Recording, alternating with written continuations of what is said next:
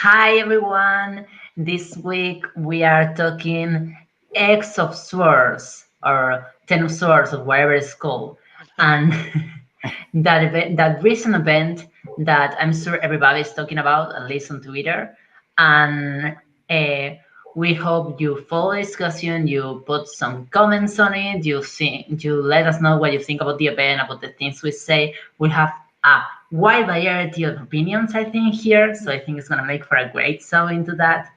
And I just want to recommend everyone to check the last show that happened in a Comic Watch with Ram V, which was just a moment ago, and it was amazing. I was watching it, and yeah, it was like a super great show. So after you watch this, maybe you have some more of it. So that's it. Here we go. This week on Mutant Watch.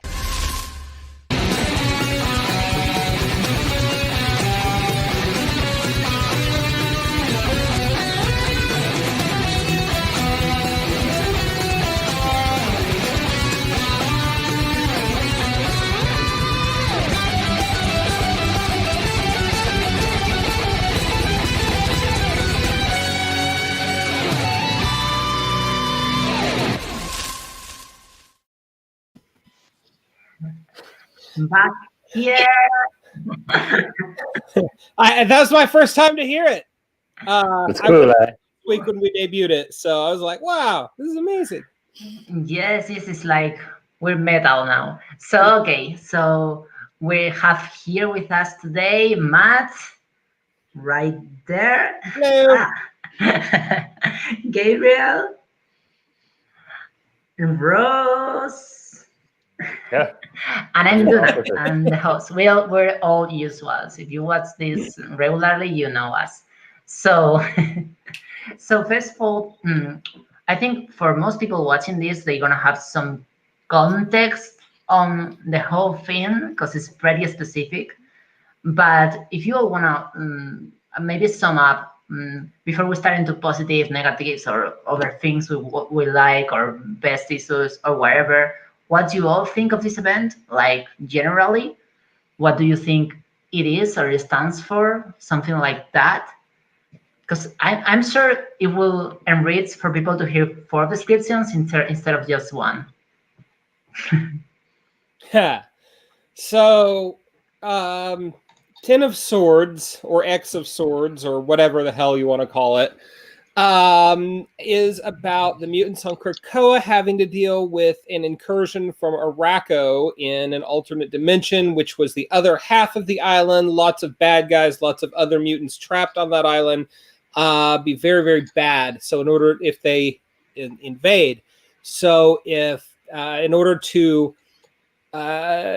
settle the dispute with minimal bloodshed, Saturnine of Otherworld arranges for a tournament, 10 champions from each realm fighting each other with super cool swords. That's the long and short of it. Gabriel. Pretty much you covered most of it, except it turns out there's not really much to do with the swords, despite it being X swords. But I'm sure we'll get to that later. I think we will. Oh yes, we're definitely going to. But pretty much what you said, it's Arakko or Arakko or however you pronounce it. Their champions are trying to invade and take over Krakoa, and instead of a full-out war, they're having this contest where they named. There was a prophecy with champions and swords, and now they're meeting in a contest to decide who gets to, I guess, win, take land, and maybe survive. So, do you want to go, Ross? I was waiting for you, but it's okay. Well, to me, this is an action adventure that's wrapped around a family drama.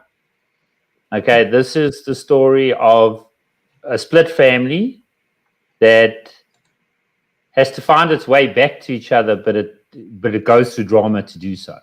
And along the way, they very cleverly wrap in misdirection, tarot, and a whole bunch of action elements. But this is ultimately the story of families and what families will do to get back together and to protect each other. And there's several elements to that which I can obviously go into detail about later on in the show. Yeah, that's me. Duna. So this is a mess. Tell us how you really feel, Duna. I like how I tried to be nice, and Duna's like, no prisoners. It's a very enjoyable mess at some times, and it lands pretty well at the end. But it is a mess of a bunch of storylines crossing over and a bunch of stuff happening. And I have my doubts that we will cover like everything in the show because that's impossible. So that makes it for an interesting reading. For me, some things were frustrating and some things were great, and I'm sure we're gonna talk about more of that now. But for me, it was mostly yes, like we're going into a mess stuff, which is like a contest of swords, but then it's not a contest of swords, and then it's some the most random things that somehow land in some places. So that's my take. Well, actually, I think your choice of phrasing that it's a mess, but it does things that are really frustrating but interesting in kind of equal measure sort of summarizes my feelings on Dawn of X as a whole. Like there's stuff in there I'm like about. But it's all such an interesting premise, and like I genuinely don't know where they're going with this. I've also never read this story before, and I think X of Swords is just a kind of a good summary of all that. I would say it's less difficult to read or esoteric, this event, than the whole line. Well, Like sure. for me, it was pretty like if you enter this without knowing a lot, you get more of a general idea than if you go through one book. Depends on the book. Yeah. Yeah, because it's a cohesive whole. It's a whole. That's why. But that being said, it's something you actually have to read carefully, otherwise you miss stuff. Reading it a second time today showed me that big time, and there's a couple of notes I made on it, and we can cover them somewhere along the way. But there are things that are said. For example, by the time you reach the middle, you reach stasis. The whole first act is fetching the swords. And everybody got hung up on the fact that they were going to get the swords. So there's obviously going to be sword fighting. But when they arrive in Otherworld, one of the first things that Apocalypse tells everybody, while Magic and Wolverine are going, when do we fight? Apocalypse says that swords are keys that will allow you to get to the next step, or that make you qualify you for the next step of what's going to happen next. Nobody was ever promised a sword fight. They're symbolic. And I mean, and that's halfway through. And I missed that. I missed that the first time. I didn't read that line. It didn't particularly bother me that there aren't as many sword fights, but I missed that line because it's almost like it's buried in the text. And I like how you say no one was promised a sword fight, which is absolutely fair. We were never, outright told there's going to be a bunch of duels and sword battles, but it was heavily implied, and they very much wanted us to expect that. Yes. No, I agree. Sure. And that's the part that was the most disappointing for me, was the hype around X of Swords. I feel like if it wasn't for that hype and wasn't for where they wanted to lead us to thinking was coming, I probably would have enjoyed it a lot more. But I can go more into depth about that later. But yeah, it was the fact that it felt like they were expecting us to do one thing and then gave us something very different. Yeah, I agree with that. But at the same time, I think as a fandom, and I'm sort of maybe speaking for too many people here, is that I think we all got hung up on the literal interpretation of 10 of Swords. as opposed to the symbolic interpretation of Ten of Swords. I mean, if you actually go and look up what the Ten of Swords card means in the Arcana, it has multiple positions and blah, blah, blah, blah, and I didn't study it that deeply, but what it actually means is it can mean destruction, but at the same time, when it's facing in the other direction, it can actually mean things are darkest before the dawn, that things are going to get better. Now, if you read the story, that is what the story is about. It's about things being terrible and things getting better by the end of it. So yes, I mean, I agree that we were all kind of made to feel that the swords were a big deal. But I still think as fans, we got hung up on the literal idea of the swords, not the figurative idea.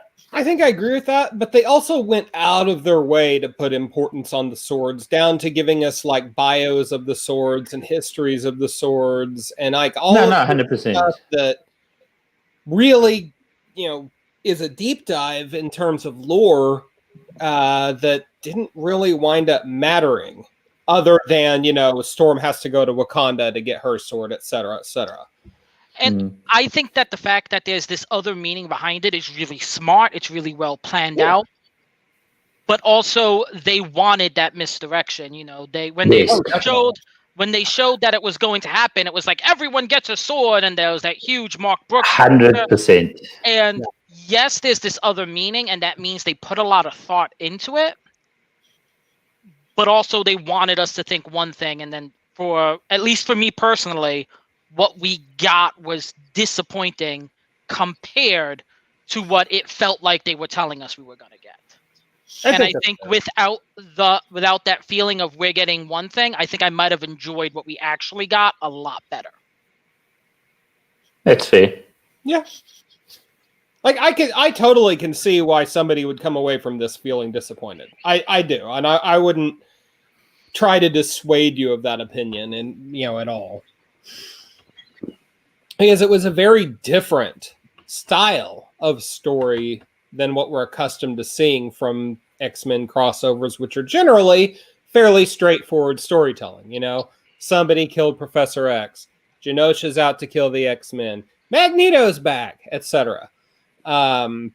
It's very sprawling. There's lots of different layers. There's a surplus of subplots and extraneous characters and like just little bits and things here and there that flesh the story out but weren't necessarily needed, but are kind of cool regardless, just to have that information there.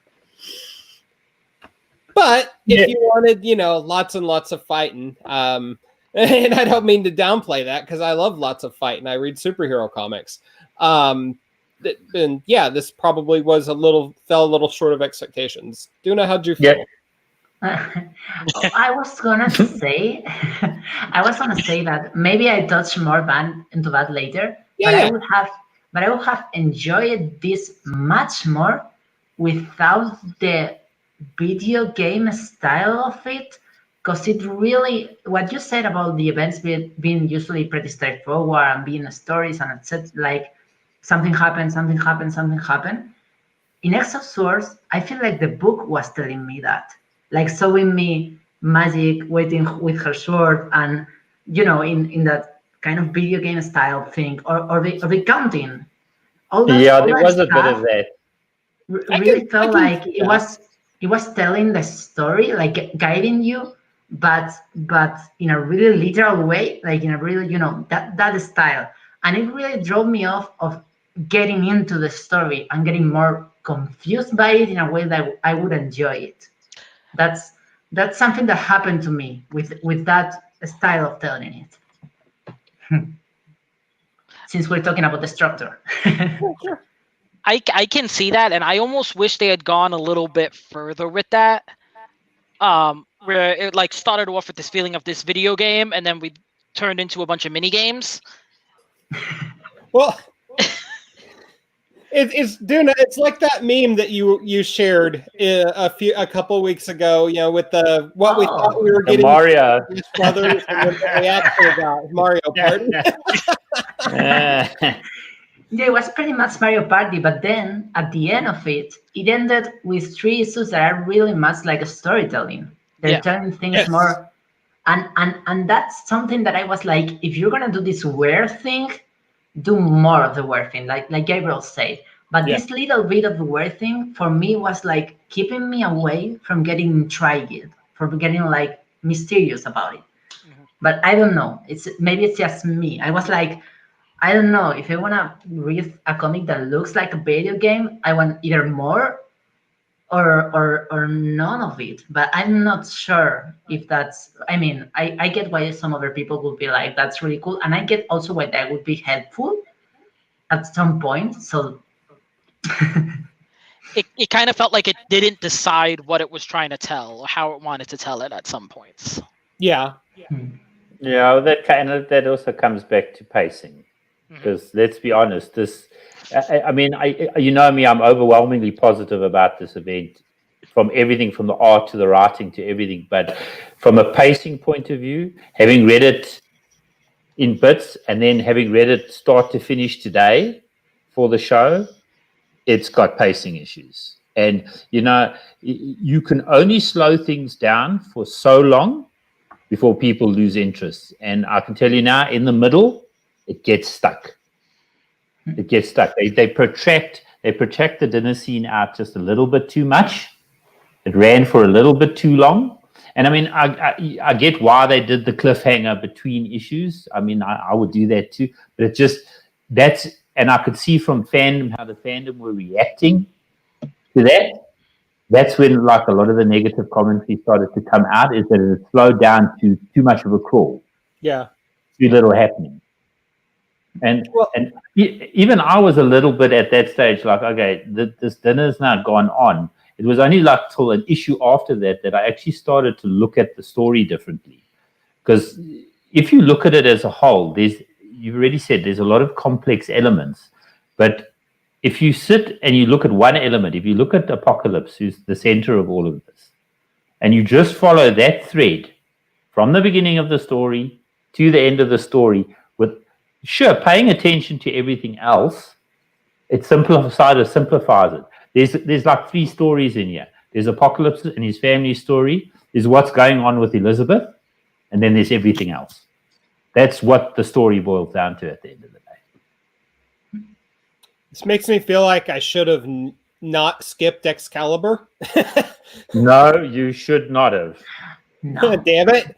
Well, Yeah, because that's a critical element, especially from Elizabeth. As far as Elizabeth's story go, I mean, in terms of the fighting and what happens, but the story, Elizabeth and Saturnine's story, is intrinsic Yeah. to the whole thing, and that And story's Scorpio, not. apparently. Yeah, and that story's not finished as well. It didn't end with destruction. It's actually just gone to the next chapter, Right. and that's what the next issues of Excalibur will be about. and But the rest of it is Apocalypse's story. That is what it's about. it was very much a story of X-Men and Excalibur. I understand that it was like a line-wide event, but as far as the story goes, it really had nothing taking from X-Force, nothing really taken from Marauders. Cable played in a lot there with his sword, but even what Wolverine was up to prior to the event has absolutely nothing to do with it. And X-Fact only had that little bit in the beginning, which is why I'm guessing they were only involved that little bit in the beginning. It felt very much like it could have been more contained in the titles, rather than covering everything. Because for Marauders we had Storm there, and X-Force we had Wolverine there, and New Mutants was Ileana just happened to be there. Yeah, but remember, I think they stretched it out because it was shorter, Mm-hmm. and they made it longer, and that's where the story and the pacing suffers, because when you've already made it you've made it 30 centimeters long, and then you decide to make it 60 centimeters long, and you have to do it in a hurry. You are going to lose something along the way. It was a more compressed story, and they decompressed it because they could. You understand? So and it does suffer because of that a bit. Absolutely. So I want to ask you all now, because we'll talk about the whole structure a lot, about your. Let's start with the positives. So like your favorite moments of it, your favorite concrete moments. So we can talk more about like concrete things, like concrete characters or things that were highlighting for you. The entirety of Chapter 2, the X Factor issue. I hands down loved every page of that issue. What they did with Rockslide, what they did with Richter, how they acknowledged the weird relationship Richter and Apocalypse has, what they did with Polaris. I don't think there's a single part of that issue that I didn't like. Well, for me, that issue in particular hit hard because very suddenly the rug is pulled out from underneath the X-Men, and because they don't have the resurrection protocols anymore. And everything for them suddenly gets that much more real. So, go on. I was trying to add to what you were saying. No. Hijack your conversation. I completely agree. It added stakes. It added stakes to something that wouldn't have had it otherwise, because there is this lack of stakes with the resurrection, and then they quickly cut that out. There was that amazing moment where Emma felt like Emma to me, where she is defending her student who is now dead, and she is grieving, and she is angry at Xavier for not giving a damn. There was a lot of great Polaris inner dialogue. Cover to cover, I love that issue. And it really made for a really strong start for me. Yeah. Also, Simon was a badass, and I can never be mad at that. Yeah, I like the small things. I mean, with event comics, I tend to concentrate more on what the big moves that are happening, but there are small things throughout the entire thing. Polaris and Havoc going into Otherworld, and Polaris mocking her father by talking about the House of M must represent themselves, but you can see the way the artist drew her. She's actually taking the Mickey out of her dad. In Hellions, when they arrive finally at their destination and they're all wrecked, and Sinister says something, and Havoc has an absolute meltdown because he lost an eye. Those small little interpersonal things. Those things to me are the things that actually really that I enjoy a lot about the whole event. Apocalypse talking to his wife before the fighting, Saturnine and Elizabeth trading verbal insults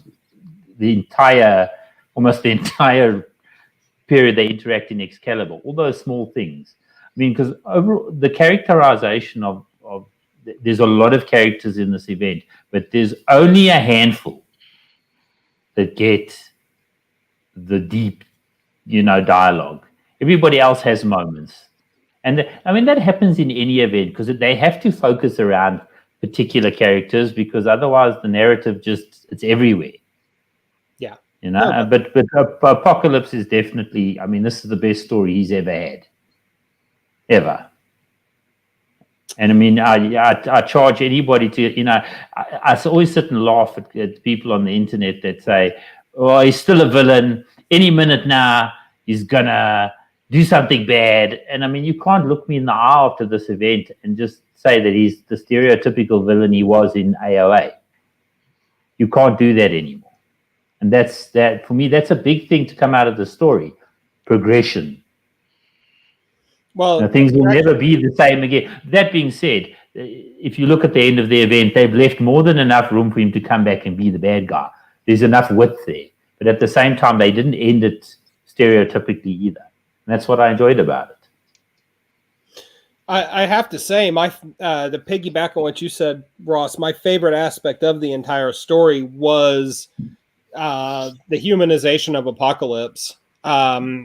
This, for him, looking at where Apocalypse has been as a character versus where he can go now, this is no less seismic than the humanization of Magneto in the 80s. I mean, there's a before and an after, with both characters there where they're just straight villains we punch them in the head, we move on, they come back. But at a certain point, you've built in layers and motives and inner lives. And suddenly with Apocalypse, we have this in a level we've never seen before. I mean, he has depth as a character now, right? And I'm just so excited to see where not just here in the Dawn of X era or Reign of X, whatever, but I mean, just a decade from now, I feel like we'll still be seeing reverberations of the characterization of Apocalypse right now. Or somebody at the X office just to shelve him and we won't see him for like 10 years. No, that's a joke. Or is it? Or is it? No, I think they've told his story though. So I think that this is the story that Hickman wanted to tell. He wanted to tell an Apocalypse story. He said it in multiple interviews, and I think he's done that now. And that kind of paves the way for this whole Reign of X is about. That story's done now. Now we're going to tell you a whole bunch of other stories in the books as well. And I mean, I think that is it at the end of the day. Will we see anything from Apocalypse in the next year, 2 years? I'm prepared to say right now, nope. I'm going to hazard the guess that he's probably dormant for Reign of X. But at some point he has to return. If there's a big event, that's like the kind of right time to drop him back in. You know what I'm saying? That's like, this time next year, we'll be talking about whatever the big X over of that ends Reign of X is going to be, and I'm assuming his return is going to either come after that or play into that. We shall see. I think that he should be dormant for a little bit, but at the same time, there is a big left open question mark about with Richter that we have not fully seen resolved. So I'm curious how Teenie Howard will either resolve that or shelve it until Apocalypse comes back, or if it's just going to be one of those plot threads that just kind of dangle forever, as is common in the X world. No. So, one of my favorite things is that probably Apocalypse is not gonna come back for a while. And there's oh my god, and there's a bunch of reasons for that. One of them is that I think this arc was really great for him. Like it was like the highlight of the book was the exploration of Apocalypse motivations and goals, and that's great. It's a great story to tell. Other of the reasons is because I think it fits better with what we have seen of Arakko than in Krakoa, which may be controversial. And the third reason is related to that last one, and is that I was very uncomfortable with Apocalypse beating children to death, and I'm glad that it's not happening on a spiritual level. I'm not sure if he's gonna have a substitute, but the Crucible. the ritual they do. The Crucible. The Crucible. That whole thing really, really drove me off. Like that was a thing that really stepped me really away from books. And there's few people I think that will manage something like that aside from Apocalypse. So like I don't know. I think less influenced by his ideals because they're a little bit weird for me. No, well, speaking of things from Dawn of X in general that turned me off, you hit the nail on the head. I feel like the Crucible it'll either not be mentioned or it will stick around because the council voted and the majority voted for the Crucible. I'm just more worried that we're going to end up having someone else step in that's going to make it feel weirder. Exodus. Exodus I'd be okay with, but like I don't want it to just suddenly be like Nightcrawler killing children or something weird and someone we don't expect stepping up. Right. I don't know why if it's a villain it's okay. Oh, yeah, that's what I'm saying. Is I feel that's why I was okay with it being That actually Apocalypse. reinforces why it's not okay. So like, I hope it's like Celine or like Silver Samurai or someone who has always been not a good guy and not like someone we don't expect stepping up, because that's gonna make me feel uncomfortable about it as well. Yeah, I think they're going to leave the. I think Hickman wanted to show the ritual in its entirety once. I don't think you'll see it on page again, and maybe it'll be mentioned in dialogue. He's told that story. He's not going to go touch on it again because there's nothing else to say. Mhm. That ritual is closed. We know how that ritual works. Do we need to see the brutalization of another mutant in order to move them on to the next level? The answer is no. So I don't think we will. I think what they might do is concentrate on other aspects of Krakoan lifestyle, like Kurt and his religion. I think that's coming, and I think the teaser for Reign of X is sort of showing that. But I think we're getting sidetracked here because we're moving away from the event we're discussing. So.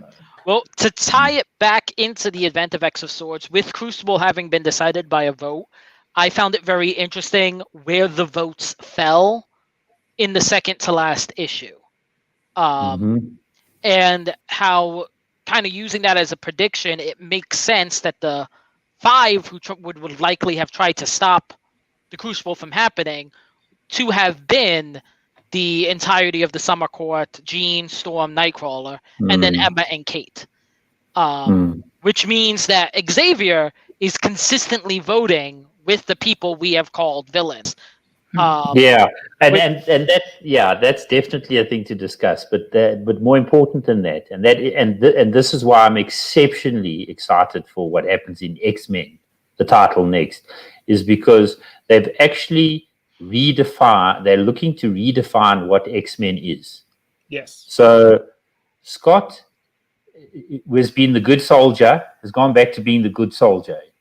He's done that the entire of Dawn of X. He's been the good soldier. He's done what he's told, the whole lot. And now he defies the council and walks out to go and rescue his friends and his family because he is the revolutionary. He's actually done a full 360-degree circle in the entire arc of Dawn of X. The X-Men are going to be redefined as the revolutionaries of Krakoa, the rebels, because every nation has rebels, and that's where they're looking to steer the story. Because by the looks of things, Jean's giving up her seat on the council. They don't say it, but she's giving it up, and that's where the split's going to come from. You see, so that's a very exciting element that comes in right at the end of the book because you don't pick up on it. I didn't pick up on it till right at the end of basically the second last book, I think. Second to last, yep. Second to last book is that there's this. Scott will do whatever it takes for his family, for his son, for Cable. And again, these two stories here. There's the story of Apocalypse and his family, and the split, and of them coming back together. And then there's the story of Scott and his family, and what Scott will do for his family, even if it means splitting from the larger family that is mutant kind. And if you there's a lot of time spent with Cable and Scott in more in this run, in this particular event. Then they start off together, they go into the spaceship together, they do a whole bunch of things together. Scott goes to do what he needs to do because his son calls him. And he doesn't care what Professor says, even though it must be pointed out that even though Xavier consistently votes with the villains, when Scott walks out, there's a smile on his face, and Magneto says, "Good boy." You know what I'm saying? So even though they're doing what's right for the mutant nation, Scott's doing what's right for his friends and his family, and they understand that because that's the way he is. It's all going according to X and Moira's evil plan. Correct. It's exactly that. Anyway, sorry, I'm sidetracking again. Yeah.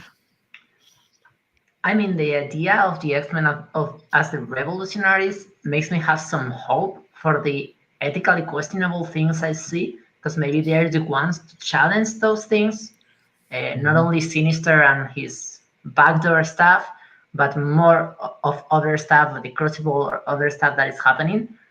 And I don't know, maybe Mystique will turn with them. Well, Mystique still she's got an exceptionally deep motivation. I mean, if anybody's going to burn it to the ground, love makes people do crazy things. And she will burn it to the ground. Yeah, and you don't want to motivate Mystique, who has regularly burned things to the ground. You don't want to motivate her to burn more things to the ground because she kind of has an easy trigger for that. They kind of already have. Yeah. And then into this whole mix, we've still got Sinister doing his own thing, and that's been kind of the joy of Hellions. Even though they kind of run parallel to each other in this event, Sinister is off. He's got his own plans, and we don't even know what all those plans are at this point. And everybody kind of in their team gets sucked along for the ride and gets screwed over completely. Yes. In the issues of Hellions, everybody comes short. Everybody. Shout out to Sinister for calling Kitty's fashion sense out. Yeah, that's after they come back. That's in the Cable issue. That's in the Full Nato issue. Yes, that's a very Jerry Duggan line. Very. I was gonna say that my favorite part of the whole event have been probably the first Alien issue.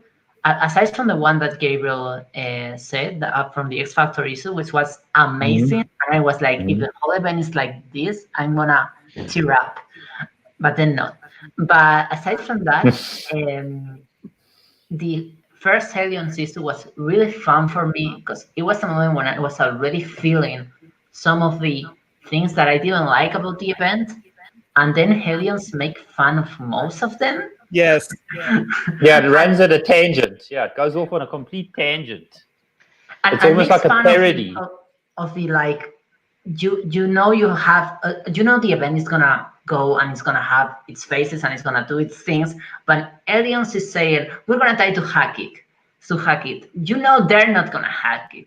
And but it's funny how they approach and more like I found it very clever, and it was like a great thing for me because it was like also showing that they went with this plan and they had Hellion scenes that makes me think they have like a lot of self-reflection on what they're doing, because Hellions was like very much mirroring the event thing and making fun of it. I mean, that opening in Hellions of Empath being reborn is a complete parody of House of X.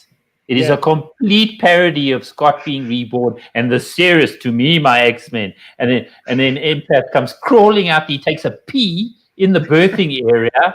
I mean, Hope wants to leave because this is a sterile area. I mean, it is a complete parody, and it goes off on that. The Hellions goes off on such a great tangent. It sort of cuts. The event overall is very serious. There is humor in it, but overall it's quite serious. Hellions just brings that caustic black wit into the whole thing, and that's an element I really enjoyed.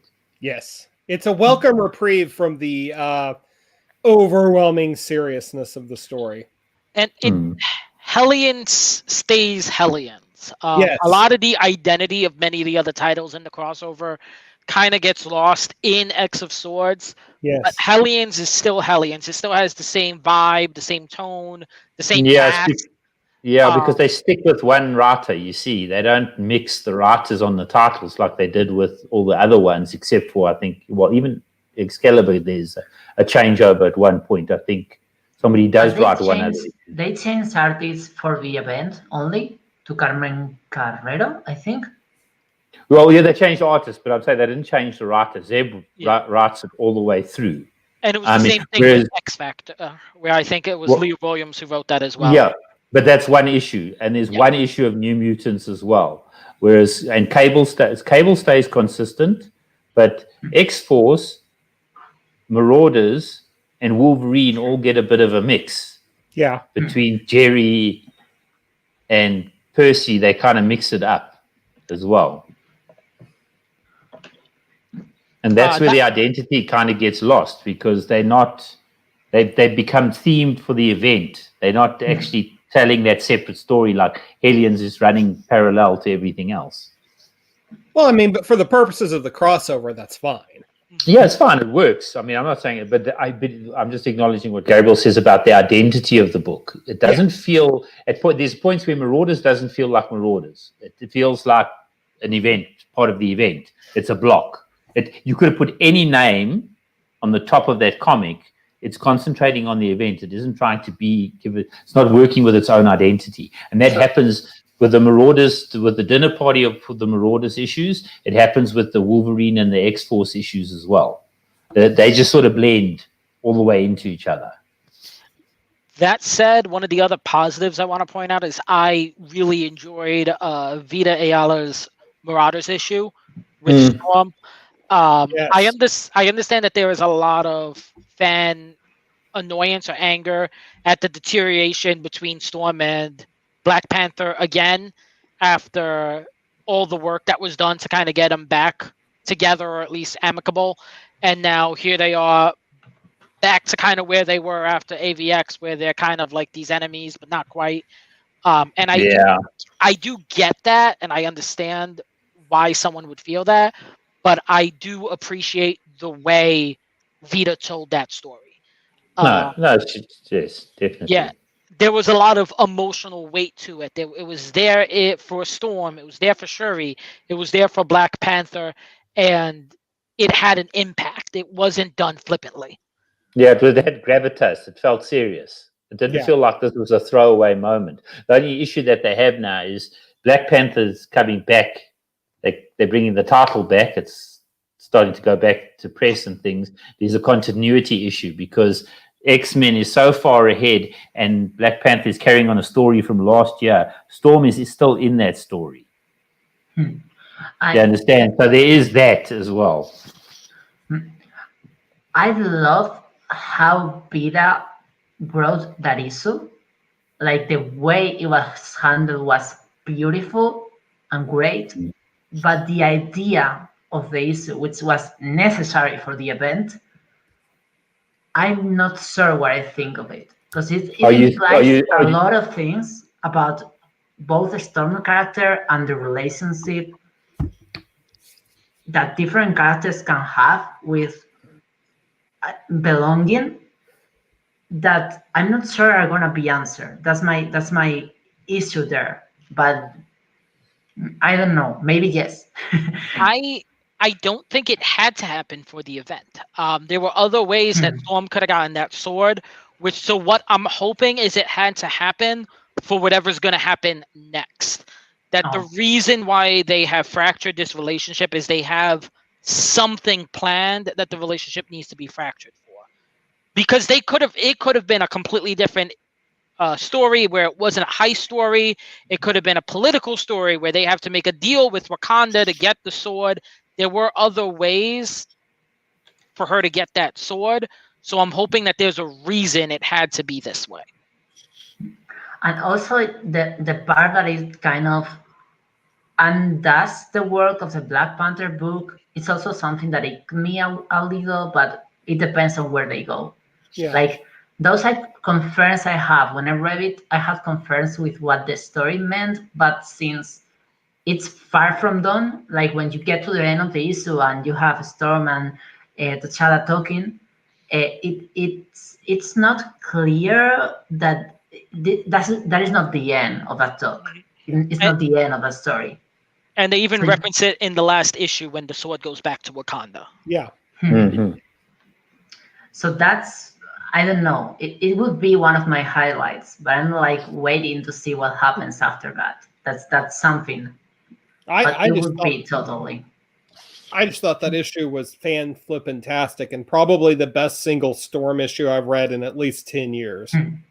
I mean, just in terms of characterization, depth, agency, tailoring a story specifically to her strengths as a character. I mean, I just feel like Storm has really been sidelined in the last decade and change in terms of her importance to the X-Men as a whole. And this issue felt like a first step in trying to rectify that. I mean, for me, it was also like 10 times better than the giant size or than the story about a storm and death that really didn't land for me. It didn't feel like really super strong. Like it didn't feel like it had a strong motive of reasoning behind it. Mhm. And this story, that is the story that Vita wrote, was way better than any of those. Was very rude in characterization, which is great. And okay, so the negatives. No, I'll go first. So for me, the negatives are it's a 22 issue event plus some prequel action happening as well. Pacing is a thing. And there are points in this event where the pacing it just slows down a little bit too much. Things are stretched out a little bit too much. And there are one or two issues with characterization of more peripheral characters than the main characters. And we've discussed this before, and that magic's a little inconsistent for me throughout this.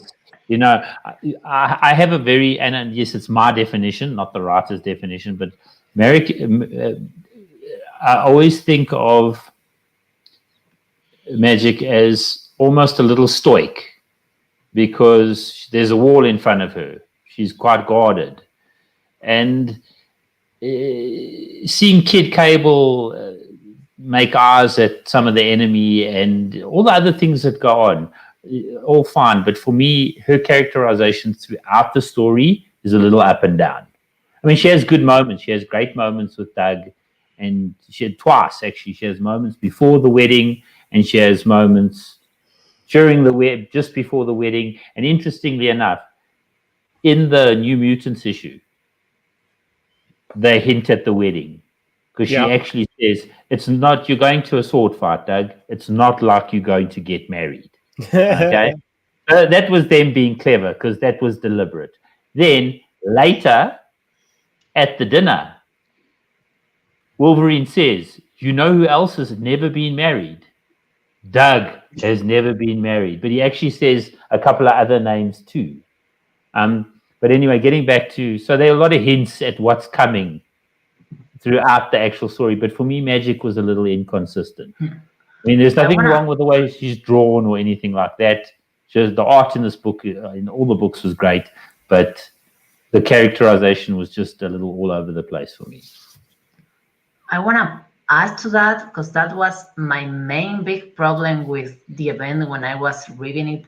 The first time I read this book, I have reread only the books that I didn't like to make sure why I didn't like them.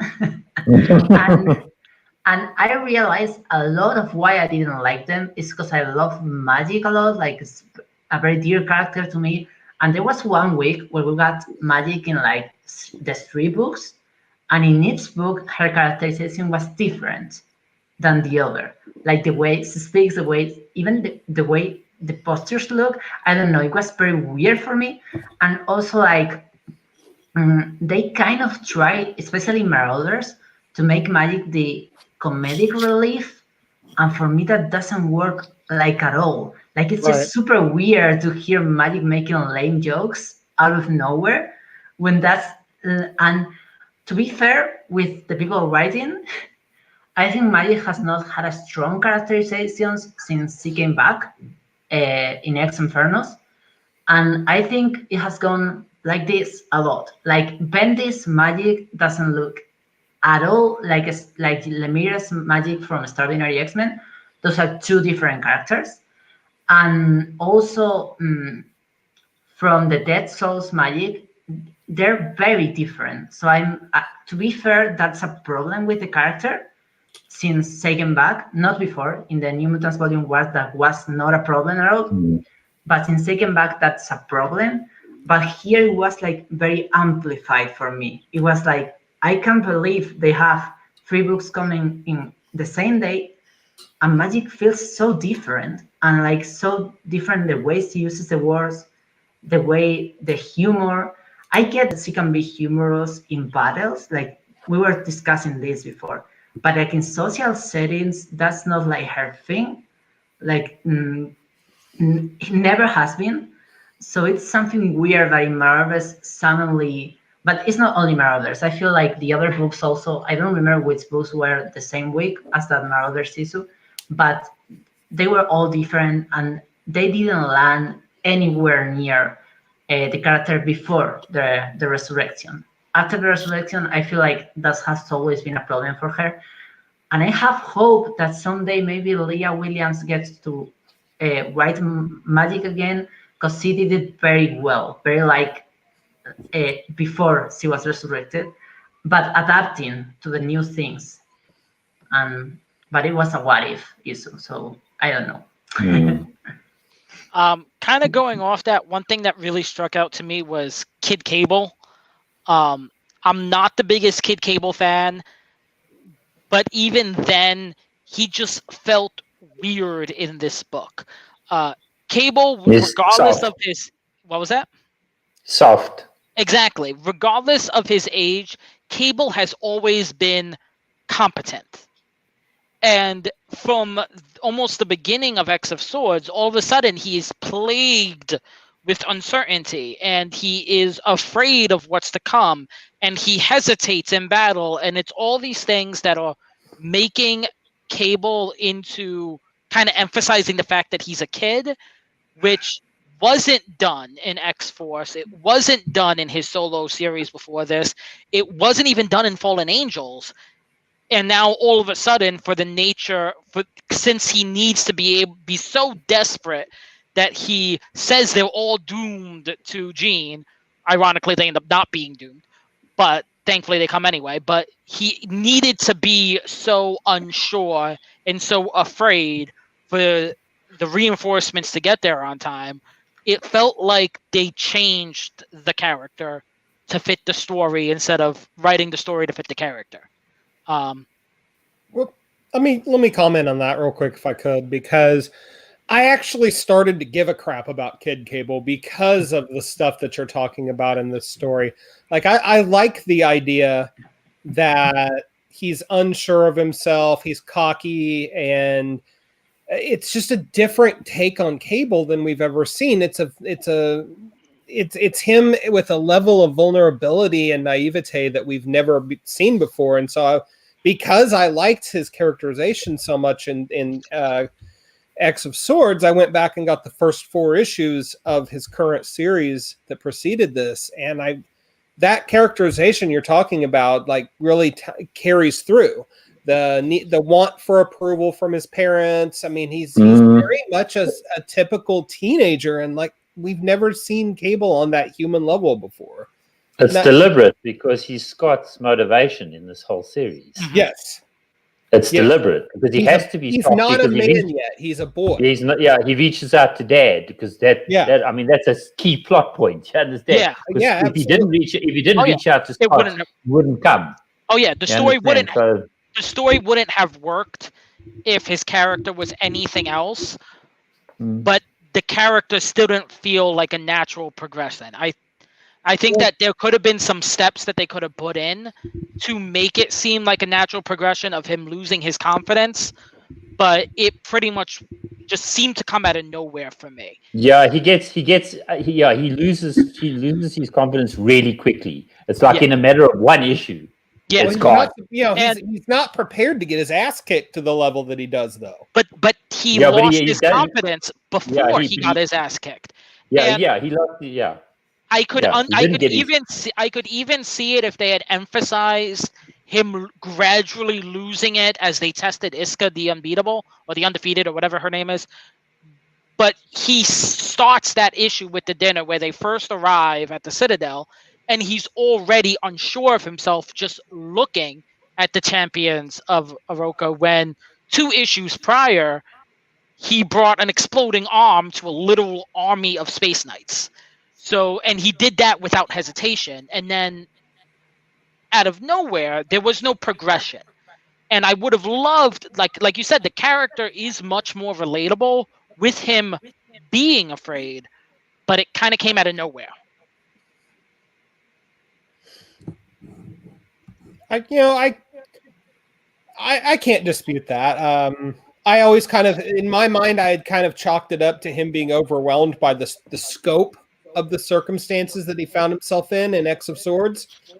Maybe there's something there, but that's just my read on it. Yeah, it's difficult because remember in Extermination he showed up and shot himself. Yes.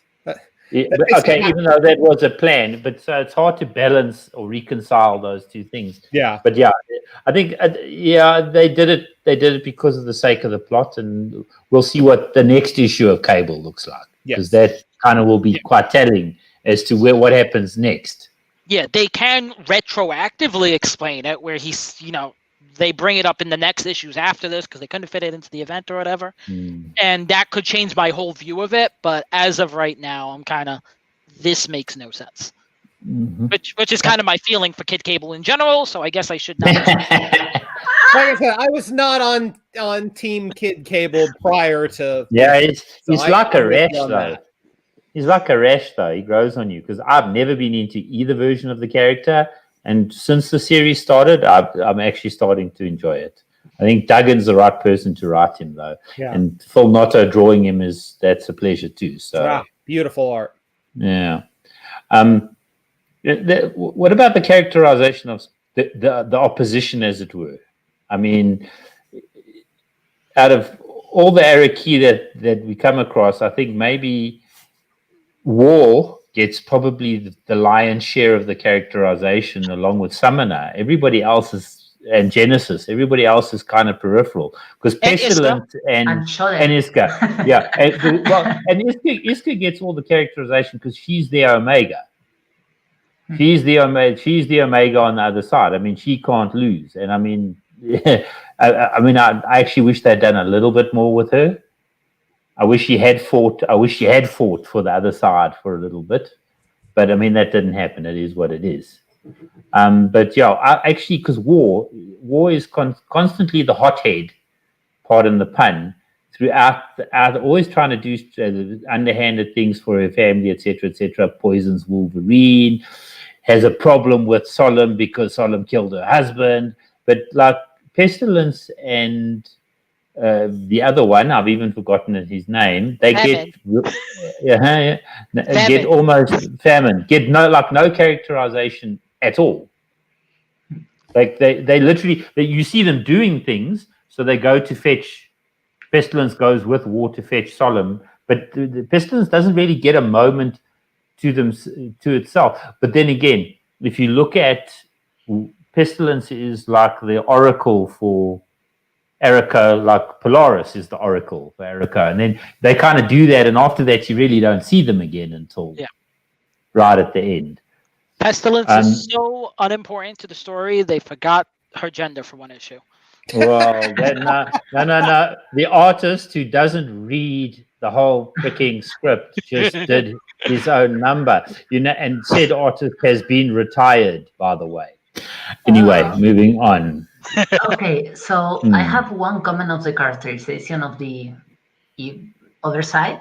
The other side, yeah. That I feel like they tried, and I'm gonna be like, this is only my opinion probably, but I feel like in the first issues, in like Creation and 2 issues more, they were both in the art and in the story paint as very mysteriously evil.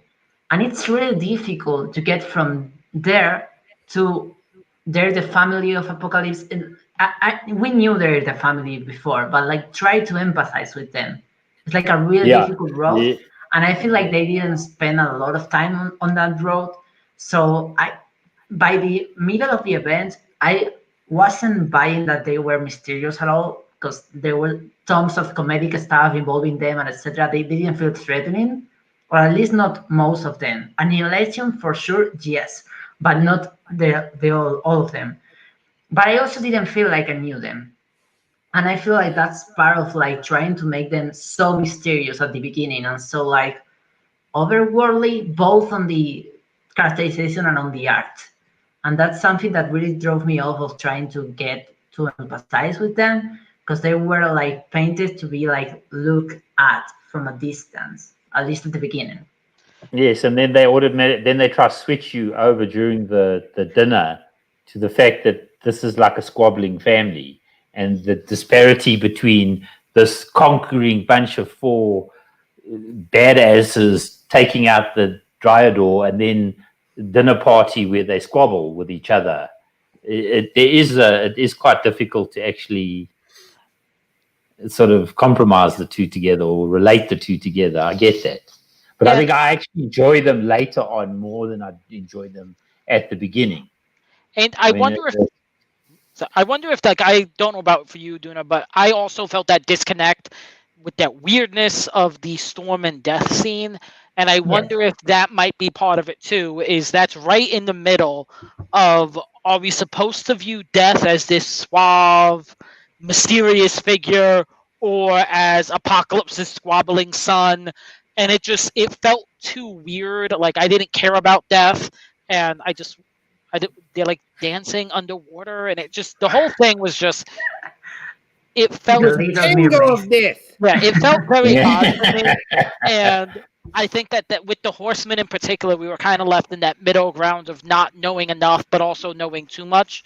I don't even, did we even learn what their powers are? Like, is War just a female angry match? Since No, we no, forgot that magic existed? they do. Her power is flame. She has control over flame. So Death has got the Death Stare, which Storm uses against him. Pestilence can obviously make things rot, etc., etc. And I can't remember what Phantom could do. And Genesis had botanomancy; she could control growth and stuff like that. They all did. They all did have a defined mutant power, actually.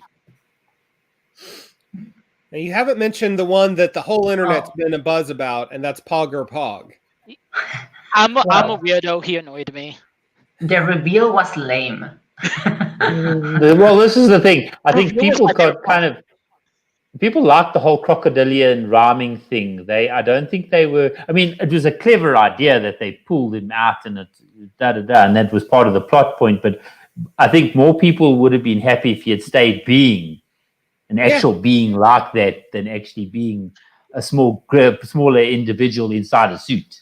The fact that that's the impression I get from like the reaction. Yeah, to I can see that in the fandom, but the fact that the multi-armed or whatever, the giant crocodile being the sword is actually, to me, the most intriguing part of the whole character. I feel like otherwise he's kind of a gimmick, and that kind of added a little bit something. Yeah, he's a visual. He looks cool. It's a cool design, but what more is? Someone got a comment that was pretty much what I was talking about. It was like, I did wonder at first why the Horsemen didn't try to kill Saturnine instead of succumbing to her. And that comment really connected with the part that they felt super threatening. And then in the next issue, it's like, well, maybe not that much. Yeah, because they used Wolverine for that. That Saturnine was that powerful at that moment. Yeah, but at least we haven't saw that. Yeah, because remember that the Apocalypse, the family is the adversaries. You don't get to see inside their heads most of the time, and that's a thing inside most superhero comic books, is that you don't get to see inside the opposition's head. You get to see inside the hero's head, and that's why they used Wolverine. So Wolverine tries to kill her, and Wolverine gets to see what happens if he kills her. Because at the end of the day, if they saw that, they would win. You understand? The whole idea is to use it as a plot device to show everybody, well, you can't kill her, and you can't, because this is what's going to happen. You can't do that with the bad guys because it doesn't work as a plot device. Yeah. That's my answer. I understand completely. It kind of put us in the situation where if Arakko is so strong, why didn't they just go? But if Saturnine is so powerful, why didn't she just stop them from the start? And so I had actually just reread X Factor before the start of the show, and the dialogue is very clear that there is a magic involved in that deal. Arakko agrees, Krakoa agrees, and they both willingly enter into this magical contract. Yes, and when that happens, there's rules. Yeah. Even Saturnine can run the show, but she's still subject to the rules. So if Arakko wins, then Saturnine's screwed. And if Saturnine hadn't made that deal, as seen in that issue with Wolverine, Saturnine is screwed. But since they entered that deal, and we can say that Saturnine tricked them into it, they are now stuck in engaging in this contest, or who knows what magical consequences they would have received. I think for me, like looking over things that I disliked most about it, I would have to say that a lot of the other world stuff, the court intrigue, the background on the individual worlds, just did nothing for me. I felt like it was a little bit of a excuse me, an unneeded diversion, and it didn't really flesh anything out that was important. I mean, y'all feel like that at all? Am I alone? I like the stuff. I mean, I never read the like chat pages, but I read them for this event and I regret it immensely.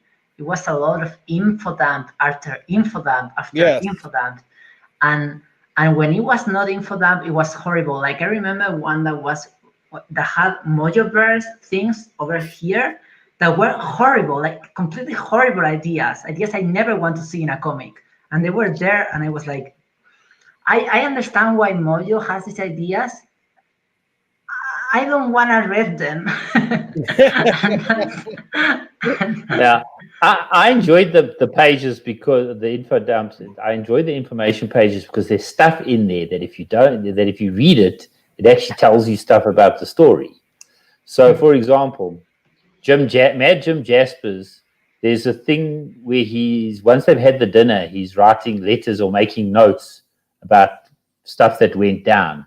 And there's two particular points. He actually foreshadows what's going to happen to remind me what the green one from Arakko is called again. Pog? No. The plant lady. Redroot. Sorry. Yeah, Redroot, Actually, so now, do you remember what happened to Redroot? I do. So Redroot won her race. She won her race, but she broke something, so she got stuck in a glass jar. Yeah. Now, if you read that data page, that's one or two issues before that happens. There's a note that says, from Jim Jaspers writing about it, if I could bottle her abilities, that would be great. She gets bottled 2 issues later. Okay? He says to Wolverine, he even says, well, we hope we get to serve Wolverine his comeuppance. 2 issues later, he's serving a drink that's going to actually take away Wolverine's healing factor completely. So there's a lot of stuff in there that, I mean, some of it is pure data. I mean, there's a lot of world building. You get all the foul courts and the fair courts. That's all informational background dump to give you background on the environments they're putting the characters in. But there is other information in there, and I really enjoy that. I do want to say that prior to the actual dinner and the fighting, Redroot, just based on the premise and the design, was my favorite of the Iraqi champions, because she is essentially the Doug of this story. She doesn't want violence. She wants to work with Arakko. Yeah, and they do an opposite thing, because if you think about Doug is young, she's old. Because when you see her running in her challenge, she's actually an old lady, and she's an old lady that's never won anything. That's one of the best lines in the whole thing. She wins a race, and she goes, well done, and she goes, I've never won anything before. I mean, that's fantastic. You know what I'm saying? Yeah. Yeah. But that being said, aside from that, I actually enjoyed the otherworld stuff more than I enjoyed the actual Arakko stuff.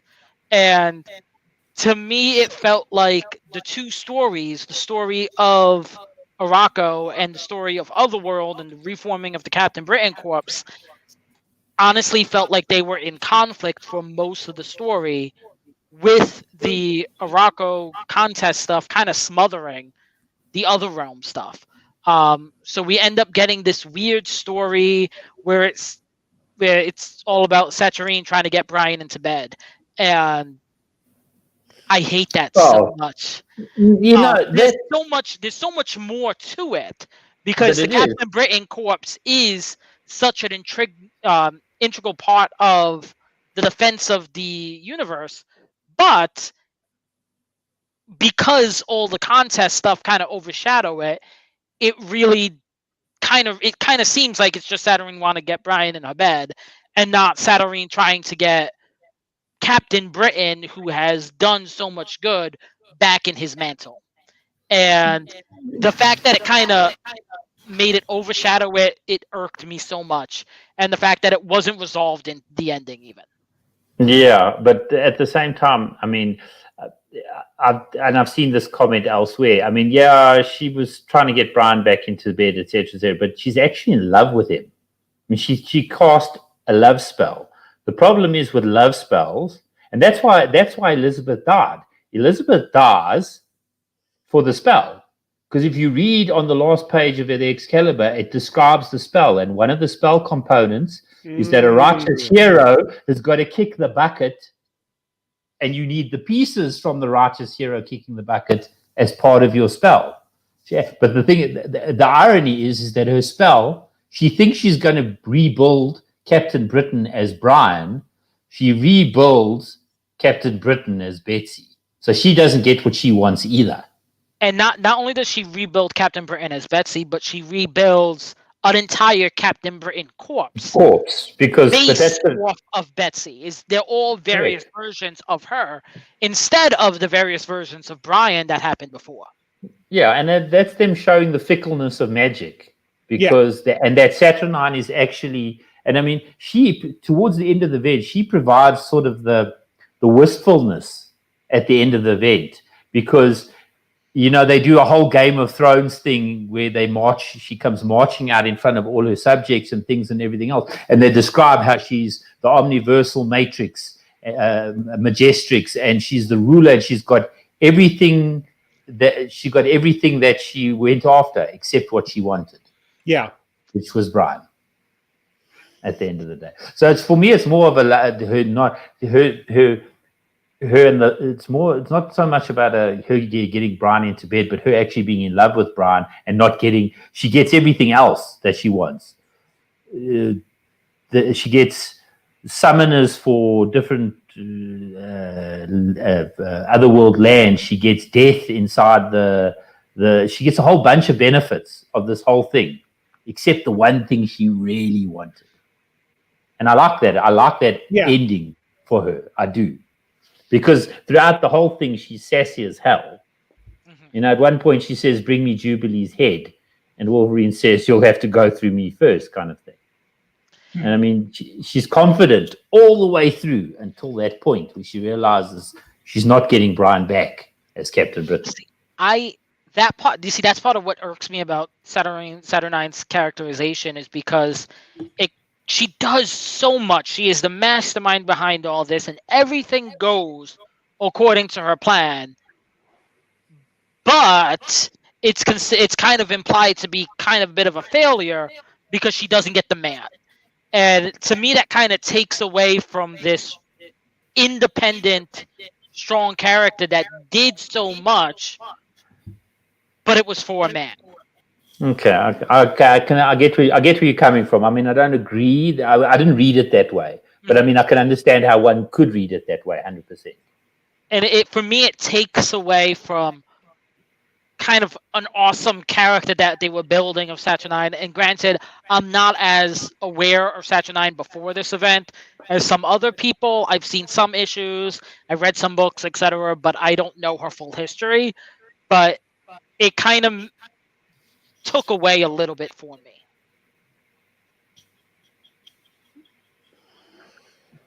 Yeah, I felt similar towards Saturnine, especially because the end the fact that she didn't get Brian's love was so central and so detrimental to her. I don't know. I also felt like one of the other things that I didn't like was I understand how it works with the character, but it really irks me off when Wolverine says to Brian something like he could just comply. And Yeah, that take was one. really icky He for actually says, me. "Take one for the team." He says, "Take one for the team." And Brian and Elizabeth say to him, Wolverine. He says, "I'm married," and she says, "Now, Wolverine, you being a boor, piss off." She actually says, "Piss off" in the comic. Yeah, I I know, I mean, know, I know. and I mean, I know.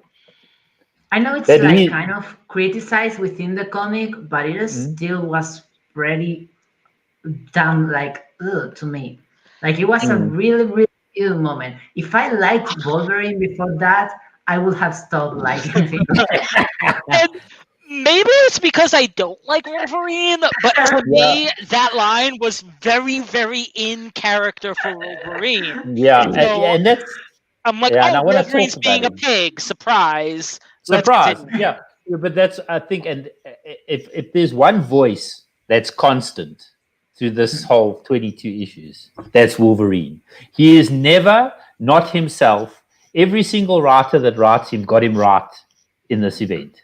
Yeah. And I mean, I have to say, and what I really enjoyed about it, and they go, what I really enjoyed about it is that he fails not once, but twice, even when he wins. Yep. And I mean, that's a brave thing to do because remember, there are a lot of Wolverines fans out there. And a lot of those Wolverine fans are from the 90s era and they used to seeing him kick ass and da da da da. But Wolverine, even when he wins here, he fails twice. First of all, he makes that bargain, and that bargain it comes back to bite him in the ass.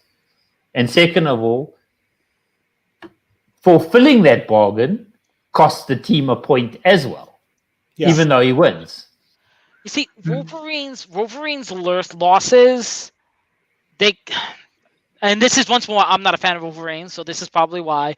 But the fact that Wolverine can only lose by winning twice annoys me.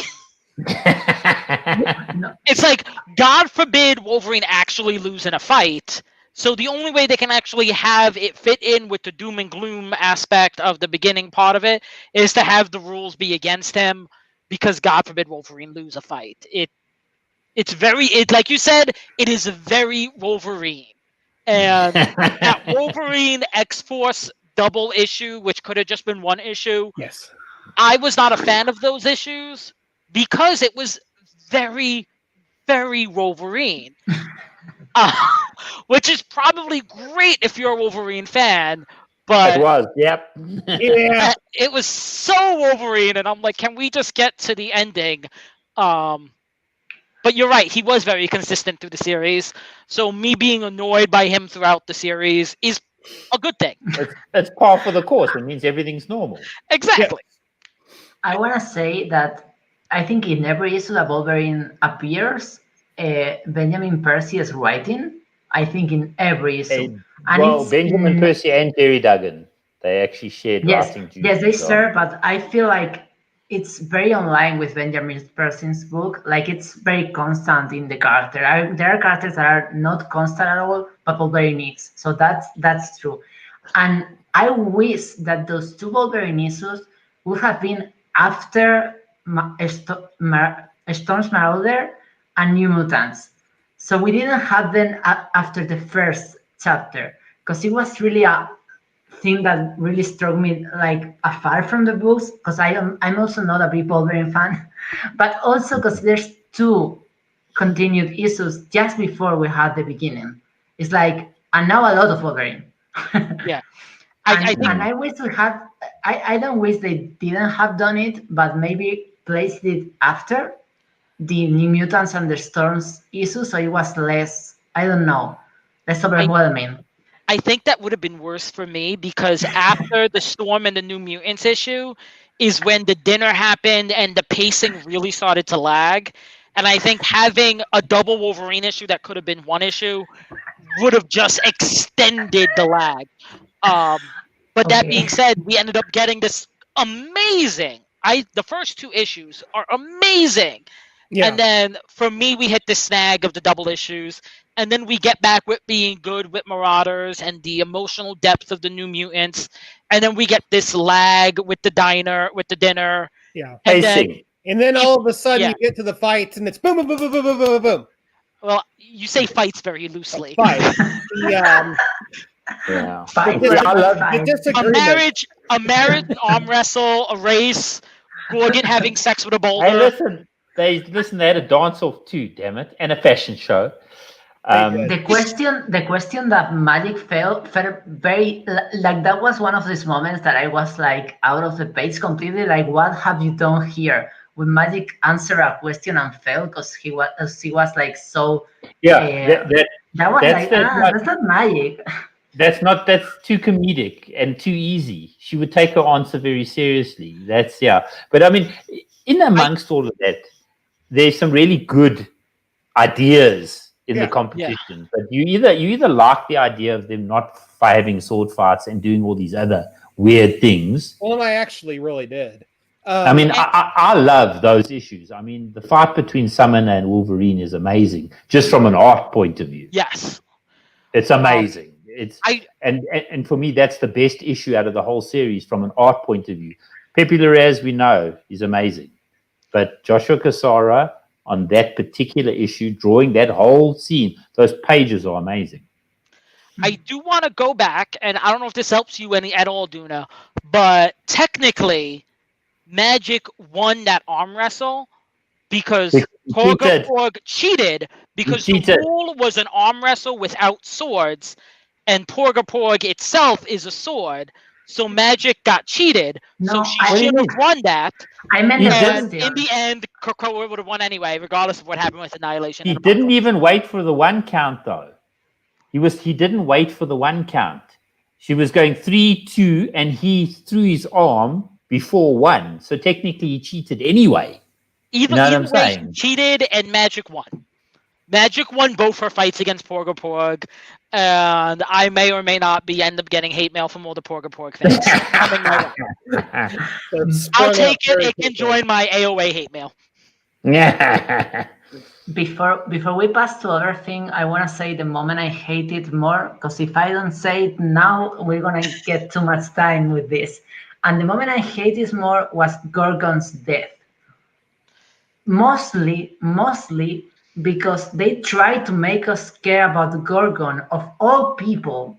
Like, yes, sir, I care a lot about the Nazi, and that was the highest stake of the whole event, and I was like so cheated by that. Like, and suddenly there was this thing with Apocalypse saying that's how a mutant dies, and I was like, this is not empathetic at all. I think what bugged me about that was it was a cheap way to tie the score up. And it was predictable. Very predictable. Gorgon being because it's heavily implied that we're going to get Betsy back. So we get this high stake. If you die, you die. And the only one who dies is Gorgon. The unarguably least important person to be going on this mission. It felt cheap in the same way that Hellions initially felt cheap to me when it was Nanny, Orphan Maker, and Wild Child were the 3 who died. It felt cheap until everyone died anyway, and then it got all better. Well, I'm alone here, but I disagree with everybody. I thought the idea was, I think the whole idea is that they wanted to have the samurai moment for at least one of the characters. Yeah. In there, and that was the samurai moment. You understand? And I mean, the thing is, Gorgon is expendable. Yes. Who else is expendable? My problem with that is they try to make us empathetic about Gorgon, and like especially with Apocalypse saying that's how a mutant dies, and that whole 100%, but they 100% because for me that's not empathetic, because like it's like I don't know how the metaphor works in any way, but if an oppressed Nazi dies in a scene, I'm not gonna be like cheerful about it. And it's weird that that's the highest stake about it. To me, Apocalypse saying this is how a mutant dies, even though said mutant is a Nazi, still kind of fits with who Apocalypse is as a character 100%. because it's survival of the fittest. Correct. And he believed him to be fit. He acquitted himself. He's all about acquitting yourself as a mutant. Evil or not, he was fit. But again, with it being like I forget which one you guys had said it, a cheap way to even the score. The need for the score to be evened was required for Cable to make his angsty, desperate plea to his parents for them to break away from Krakoa. If it had been a fight battle and Gorgon only needed to win once, it wouldn't have worked. It needed to be this huge, we are losing by so much, so he could make his angsty cry out to his parents. One thing that I want to point out, which obviously they didn't happen, but if Apocalypse would have just won to begin with and Annihilation hadn't put on her helmet, all of the X-Men showing up would have ruined the context for Krakoa because they broke the rules. So Cable very easily could have ruined everything, and the council could have been proven right. It was just by kind of pure luck that it all worked out in the end. And by luck, I mean writer's intent, etc. Yeah. Well, you see, because we get through all the competition, and then it all goes pear shaped, and then we get to the last 3 issues, and by this stage, everybody's waiting for the spectacle. And I mean, did any of you think to yourself before the last 3 issues came out, you think, nothing else is going to happen? I mean, I had a moment of doubt in my mind that there just wasn't going to be the big battle scene. I knew it was going to happen. I knew it was going to happen eventually, but... Well, I was worried because, the tournament itself turned out to be so much of a bait and switch in terms of expectations. But I will say, like, the beginning and the end chapters really lent themselves to this epic in scope drama that unfolded. And I mean, it wasn't perfect, and it had its flaws, and it had its, but it also had just some really engaging stuff to it. And if epic drama was what they were going for, I mean, I think for the most part they succeeded. Oh yeah, that last battle is, if you think about the battle at Helm's Deep in Lord of the Rings. Yes. Look to the east on the 3rd day, and you got the Captain Britain corpse, and you got Jean jumping out of the, what's it called, the Point. That's what the name of the sword ship is, the Point, and leading every other freaking X-Men that you can think of. It's very Lord of the Rings. There's the scale to it. The books are very, the bookends are very scale. Yes. I think it started great and it ended great, and then things happened in the middle. I think that's fair. I think that there were moments that were missed. I think that Iskra was in the fashion show, and I think seeing Iskra having to win the fashion show would have been hilarious. All of those little joke contests that Iskra had, I think that showing how she won, because we know she won, I think that would have been an interesting, humorous thing to do. I think that if they were going to do these joke matches in the middle, they could have shortened the dinner, they could have shortened the double Wolverine issue, and done it more. Like what they did with the wedding. The wedding was, to me, such a weird, outrageous, ridiculous issue, but it worked because there was this emotional investment to it. And then we just get like a race, a maze, a rock, and it didn't really invest in those middle matches, which made it, to me, even more ridiculous. There may not have been a physical confrontation, but there wasn't even like an emotional weight to it.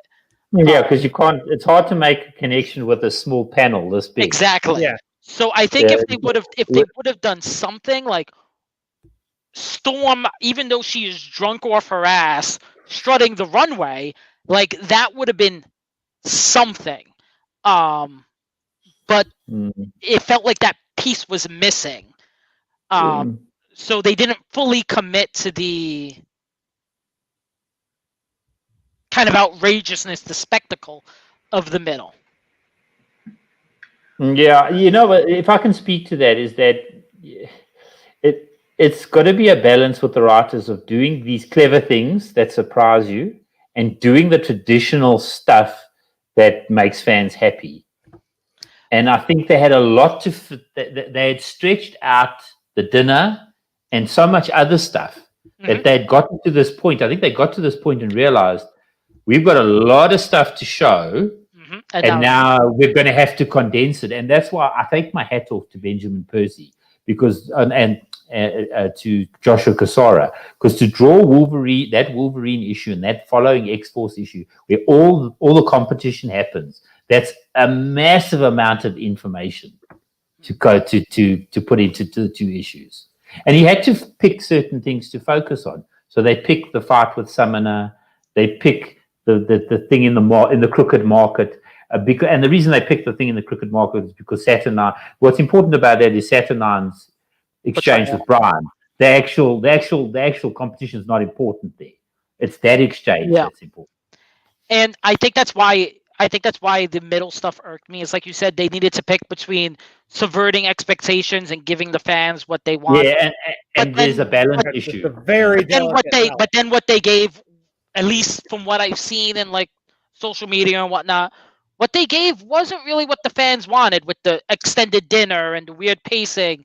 So it felt like they could have focused a little bit more and committed to the subverting expectations. But here's the other side of that coin, is giving the fans exactly what they want, which is here's a sword fight, here's a fight, here's a fight. It gets boring and repetitive and predictable. So that you've got to be able to thread that needle between giving, like Ross was saying, giving fans what they want and doing things to subvert expectations.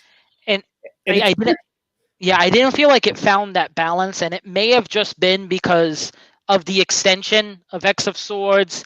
The balance got thrown out of whack, and they kind of like, with the extra time because of COVID, maybe they overthought some things and added some things that shouldn't have been added. But I feel like that's something we're never really going to know. You're probably right. Yeah, I mean, because it's easy to look back with hindsight. The hindsight. What I wouldn't mind seeing the creative team talk about the process and what they shot back and forth, what got left behind, what they decided to stretch out. I wouldn't mind seeing that at some point. But at this point, we're looking back with eagle eye hindsight, and it's very easy to say. But when you're putting that story together, it's the elements they can look good at one point and then it doesn't land with the reader. You know what I'm saying? So, I mean, me, even as a Wolverine fan, a big Wolverine fan, I was really looking forward to Solemn, and then we got like a 2-issue thing, and the first whole issue was almost nothing. The interesting stuff only happens in the second half of that. What I will say is, in case anyone hadn't picked up, I'm obviously not a big X of Swords fan. But that being said, I wasn't a big Hoxpox fan, and I wasn't a big Decimation fan either. But I am a huge fan of what came out of Decimation and what came out of Hoxpox. So I don't need to like X of Swords to like where they're going next. And it seems like a lot of seeds were planted. Yes. So it could be worth it in the end for me. Yeah, I think. Well, this is my prediction. I think what we've got is we've gone and we've done the introductory stories, and we've done the setup. We've done the big event, which is a macro story. Okay, what we're going to do now is they're going to do a whole bunch of micro stories through the titles, and that teaser from Azrop sort of points to that. There's a lot of disparate elements there that not necessarily. So I think they're going to do something in X-Force, something in Excalibur, and they're not the two aren't going to touch anymore. I think they're going to move all the books away from each other now and let them all go in their separate elements. I mean, and we'll see what they do with Sarsaparilla coming in as a writer. So we've got some questions here. So let's see. First off, your opinion on Terran the Uncaring and Locus Vile. It was a shocking slaughter, as was Sinister's ambush. It's Sean, yeah. I want him back. I love anyone that could beat the living shit out of Sinister, so I'm intrigued. He's good, Sinister, but he's serious about it. Because that's what he is. He's the opposite number. Mm-hmm. So he's Sinister without the camp, basically. That said, I mean, love Campy Sinister. I do. It makes him so much more interesting. But this new guy is more terrifying. Yeah, Yeah. because the I mean, manipulation, the genetic manipulation he does is horrific. It's not Yeah. like he's not making pretty mutants. Yeah, You know, it's not clean. it's Also, not clean. what happens if that guy eats? That's all I really want to know. What happens Uh, if he eats? Everybody wants to know what happens when that We'll dude find eats. out. Amino Fetus is his name. Duna, you had something? I I wanna say I didn't like the designs at all, and I kind of hope if they come back in some other way. I didn't like the culty kind of masks style a lot. It really freaked me out in a really like I don't know what they were trying to do with that, and it wasn't like overall like something deeply offensive or nothing, but it was like really icky for me, like just doing that for the sake of how it looks. But maybe it's because I'm not used to liking this kinds of style, so I didn't like the designs. But they can sell me the characters if they tell me more about them. I read the data page and I was like, I don't feel anything for them. I'm loving aliens, so maybe they do something great. I'm not sure. So I'm loving the arc overall and what happened. I mean, I love that they killed everyone, or not them, but them plus Sinister. Yeah. but not like the characters, just that they killed everyone. And it was also kind of a kind of reference to Mutant Massacre that we kind of see more in the next issue of Aliens, I feel, because it's called the solicitation says Mutant Massacre. So so there's like a reference to that. So that was nice. One But yeah, I thing, don't like the designs. That's the only thing I didn't like about the issue. one thing I didn't catch when I read the issue the first time is technically, even though the entire Hellions team got slaughtered, none of them got killed in Otherworld. So Nani Nanny was got taken out. they Nani got killed in and Arakko. Farm Maker. In Oh, Arakko. they were still Nanny, Orphan Maker, and Wild Child technically got killed in Arakko. Racco. Yes. Yes, So you're right. they You're had 100% already right. made it in. So technically, there's no issue with any of them being resurrected, which once more goes back to why I do not feel that it was cheap to kill the kind of expected ones first. Like if Orphan Maker and Nanny had been the ones that aren't going to come back, it kind of wouldn't have really had hit anybody or hit too many people super hard. Right. So it didn't feel. But they're going to come back anyway. So I don't feel it's cheap. I Hmm. think it was a well done story.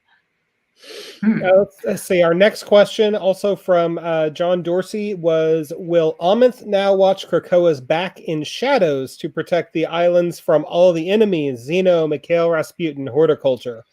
Absolutely. I think absolutely not, because it makes no sense from a storytelling point of view. No. Because now we're leaving Amenth and we're leaving that behind, and now we're going to go deal with the other threads that have been sown. We got to move forward.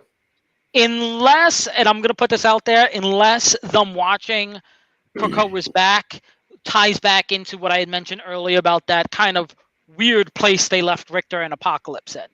I would love to see, since Apocalypse is married to the head of Amenth, if the Amenth forces show up out of nowhere to save Richter, that would be a story I would love to read.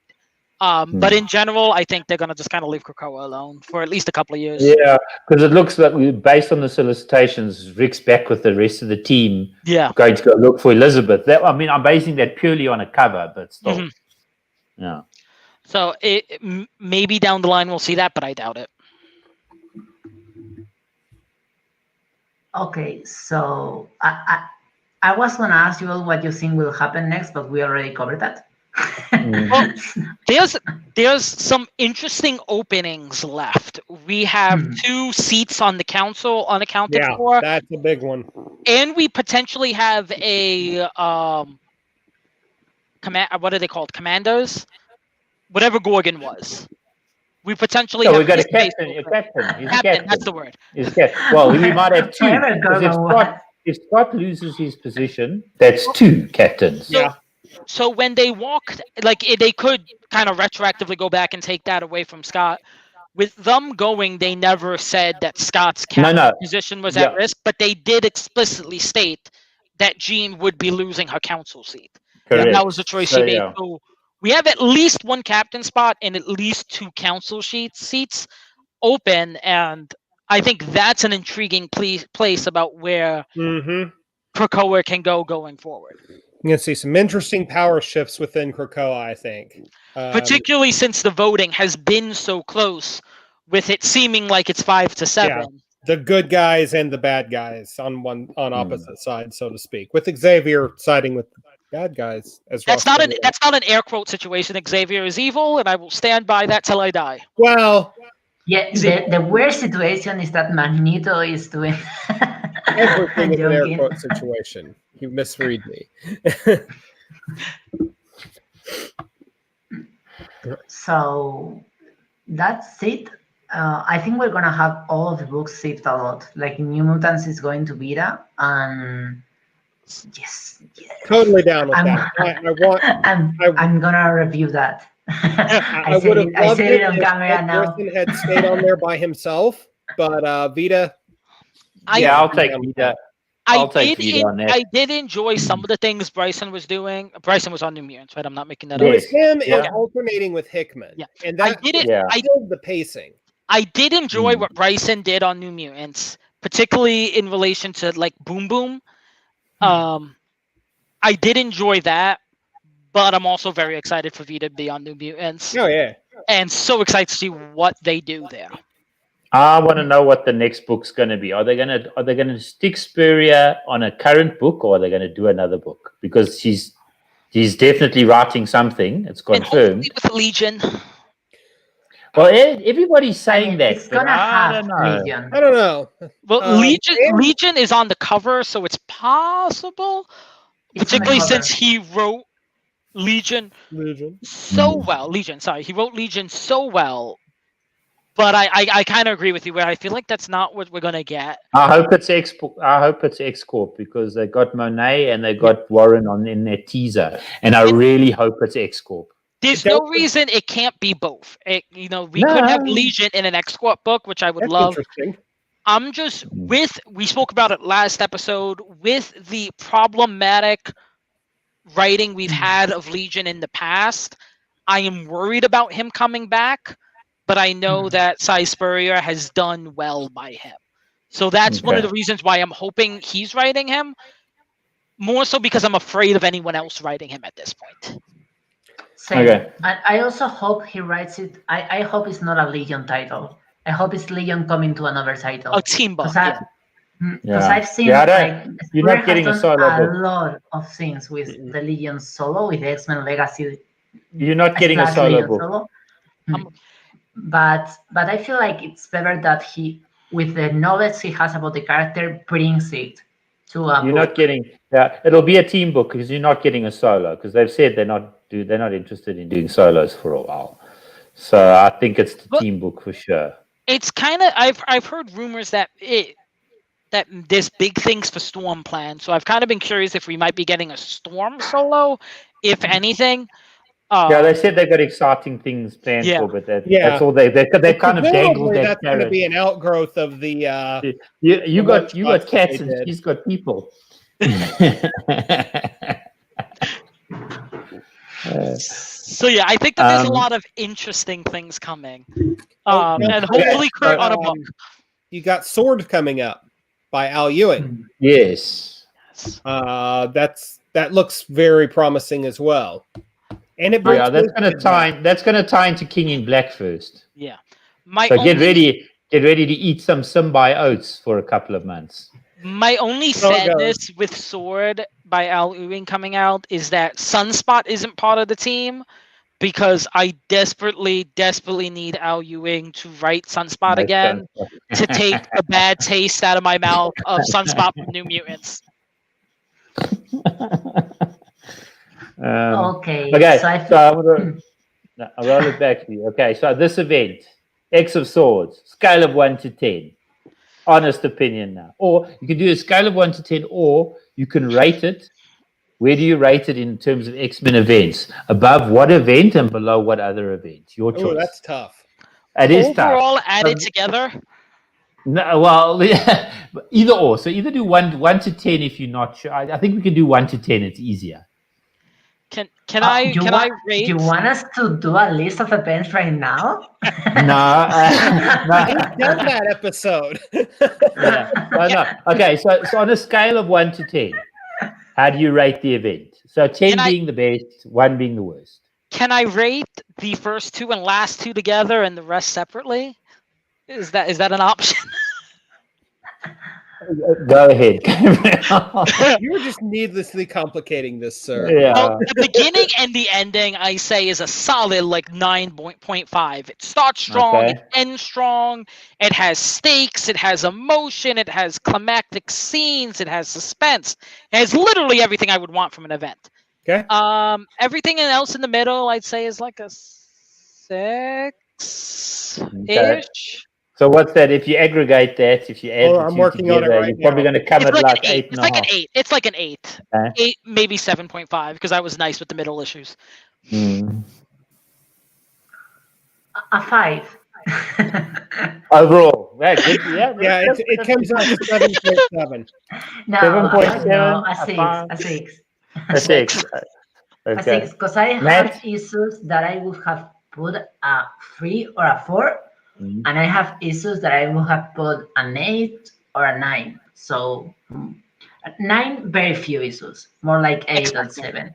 Okay. Yes, but more like 8 and 7. So it's like between a 7 and a 3 and a 4. So it's like, yeah, 5, Like 6 5? with a 9. You can put it on 6 with a 9. Yeah, 6 of the night. What? Matt, what are you giving it, Matt? Call it 8.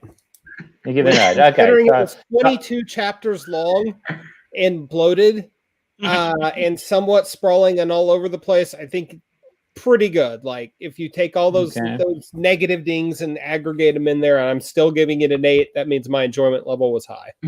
yeah. I mean, Now I that think I think because- about it, I would put a 6 only because most of the events I can think about are pretty good, pretty 9, 8, solid. It's comparable to other X-Men events. It's because I think there's a lot of good ones, not because I think Yeah. it's a 6 like out of the ordinary. Yeah. Okay. Fair enough. Yeah. What about I'll you? give it.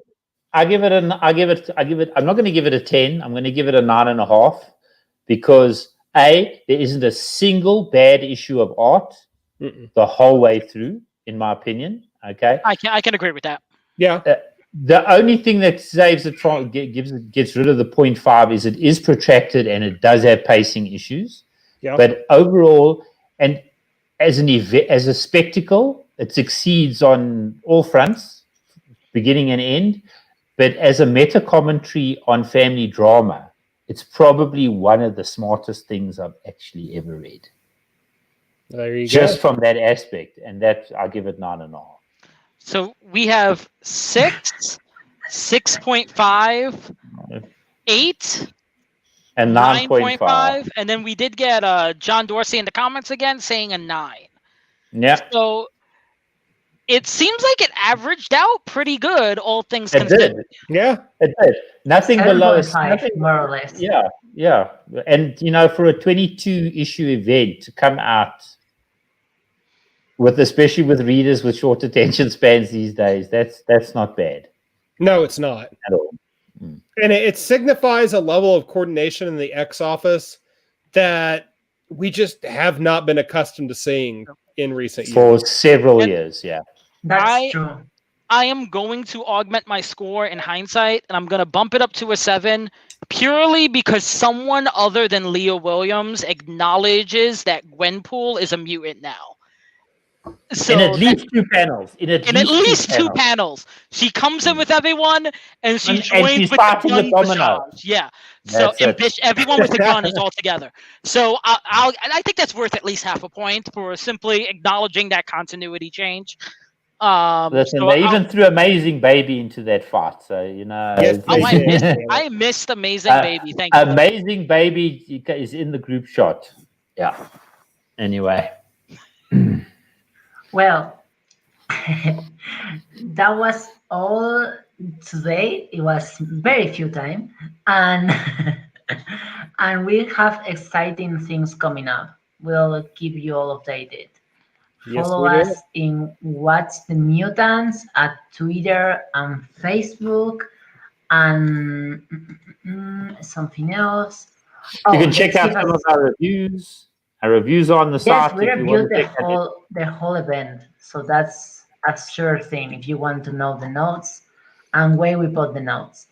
And Yeah. also, I want to give a shout out to our sponsors. We have that, which are Frankie's Comics, Carson's Corner, and Lemon Juice Comics. And till the next time, see you all there.